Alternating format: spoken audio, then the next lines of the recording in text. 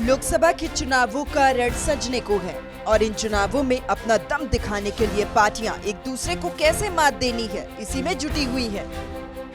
फरीदाबाद के बीजेपी जिला मुख्यालय अटल कमल में चुनाव संचालन समिति की बैठक का आयोजन हुआ, जिसमें पूर्व मुख्यमंत्री मनोहर लाल ने बैठक की अध्यक्षता की।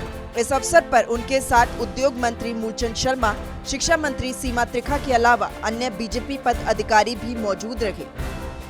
करीब 2.5 घंटे लंबी चली इस बैठक में फरीदाबाद लोकसभा चुनाव को लेकर गहन मंथन हुआ और बीजेपी पदाधिकारी के सुझाव भी लिए गए। साथ ही जीत का चुनावी मंत्र के साथ साथ दिशा निर्देश भी जारी हुए। चुनाव का जो प्रारंभ होता है उसमें चुनाव की अलग अलग समितियां बनती हैं, कहीं कोर कमेटी बनती है, कहीं प्रबंध समितियां बनती हैं, संचालन समितियां बनती हैं। उनको समय समय पर जानकारी भी लेनी होती है कि व्यवस्थाओं में क्या क्या व्यवस्थाएं हो गई हैं, क्या उसमें शेष हैं। जो हमको ऊपर से जानकारियाँ मिलती हैं उनको दी जाती हैं, नीचे से जानकारी आती है, हमको भी लगता है कि एक प्रबंध व्यवस्था ठीक से शुरू हो गई है। हालांकि सब पुराने कार्यकर्ता होते हैं और कई बार उन्होंने चुनाव कहीं तो खुद लड़े हुए हैं, कई प्रबंध के काम में भी लगातार रहे हैं। फिर भी हमारे कुल मिला के 36 ऐसे विभाग हैं जो केंद्र से लेकर के और नीचे मंडल यानी विधानसभा तक वो सब समितियाँ बनती हैं। उसमें कहीं यातायात की बात है, कहीं कार्यालयों की बात है, कहीं मीडिया की बात है, कहीं वोटर संपर्क की बात है, कहीं लाभार्थी संपर्क का विषय है। तो ऐसे अलग अलग विभाग रहते हैं। आज उनकी बहुत अच्छे प्रकार से लगभग 2.5 घंटे ये बैठक चली है और बहुत अच्छी व्यवस्थाएं यहाँ हो चुकी हैं, बढ़िया हुई है। फिर भी जो निर्देश और देने थे उनको दे दिए। वहीं मनोहर लाल ने इस दौरान कांग्रेस पर भी तंज कसा और पूर्व गृह मंत्री अनिल विज पर किए गए पोस्ट को लेकर भी कटाक्ष करते हुए नजर आए। कहा कि कांग्रेस उनकी चिंता न करे। 10 लोकसभा 1 विधानसभा 11 के 11 कराएंगे। आज हाईकोर्ट का फैसला आ गया, खारिज कर दिया, याचिका खारिज कर दी है जी, क्योंकि उसका एक स्पष्ट सा कारण था। अब उसको महाराष्ट्र के उस निर्णय के साथ नहीं जोड़ना चाहिए।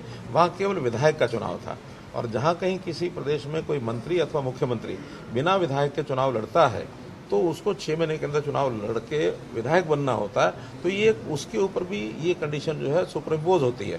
तो यहाँ चूँकि 6 महीने के अंदर चुनाव लड़ना, चुनाव जीतना, वो हमारे मुख्यमंत्री के लिए एक संवैधानिक आवश्यकता है। तो उसके नाते से हमको लगता ही था कि उसके साथ नहीं मिलाएंगे।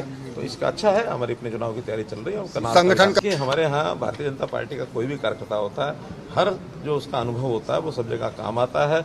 हमें चाहे संगठन का काम मिले, चाहे सरकार का काम मिले, चाहे सेवा का काम मिले, चाहे जनता के लिए कुछ भी करने का जो काम हमारे दायित्व लगता है हम उसको पूरा करते हैं। वहीं करनाल उपचुनाव पर हाईकोर्ट के आए फैसले को लेकर भी पूर्व मुख्यमंत्री ने कहा कि अब हम 10 लोकसभा और 1 विधानसभा को मिलाकर 11 कमल खिलाएंगे। देखिए, जीत होती है और जीत होती है तो मार्जिन तो ये है कि उसमें पहले जितना मार्जिन है हमेशा ही ये रहता है कि हम हर एक बूथ पर जो पहले हमारा मार्जिन आया उससे आगे बढ़ा करके देखें। और बूथ लेवल पर काम करते हुए हम ये भी कहते हैं कि कुछ बूथ हो सकता है ऐसे जो पिछली बार हमारे किन्हीं कारणों से कमजोर रहे होंगे। तो बूथ जीतना ये एक व्यवस्था का हमारा हिस्सा होता है। बूथ जीता तो समझो चुनाव जीता। हर बूथ का जो लेवल है हम ऊपर की तरफ बढ़ाते चले जाएं। और कोई तीसरी चौथी पार्टी आए वो भी 10 के 10 जीते हैं। कुल मिला के 10 सीटें हैं, ये 40 होने वाली नहीं है। इसलिए 10 भारतीय जनता पार्टी के पहले थी, 10 की 10 दोबारा से आएंगी। दावा कोई कितना ही। अनिल विज हमारे अपने आदमी हैं, उनकी चिंता वो छोड़ दें, वो अपने घर की चिंता करें, ज्यादा अच्छा है। अनिल विज हमारे अपने लोकसभा में भी काम करेंगे, दूसरी लोकसभा में जहाँ उनको बुलाएंगे वहाँ भी काम करेंगे और आज भी वो एक्टिवली जितना काम करना वो सब कर रहे हैं। कांग्रेस के अंदर वर्तमान में जितने भी विकृतियां आ गई हैं उन विकृतियों को देख करके कांग्रेस में अच्छे लोग सब छोड़ रहे हैं और हमारे यहाँ स्वागत है। बहुत लोग ऐसे भी आ रहे हैं कि जो बहुत लोग उनको कहते हैं कि आप यहाँ आए हो, आपको तो यहाँ चुनाव की तो जगह नहीं मिलेगी, यहाँ तो बहुत पहले से हैं। वो कहते हैं कि यहाँ चुनाव लड़ने को मिले या न मिले, कम से कम कांग्रेस से छुटकारा मिल गया, इसे मैं अपनी जीत मान लूं। 2024 के चुनावी रण को भेदने के लिए तमाम पार्टियां जुटी हुई हैं। कोशिश है कि इस बार सत्ता की कुर्सी पर विराजमान हो सके। खैर, ये तो जनता का ही फैसला होगा। फरीदाबाद से सूर्य समाचार के लिए दीपक गौतम की रिपोर्ट।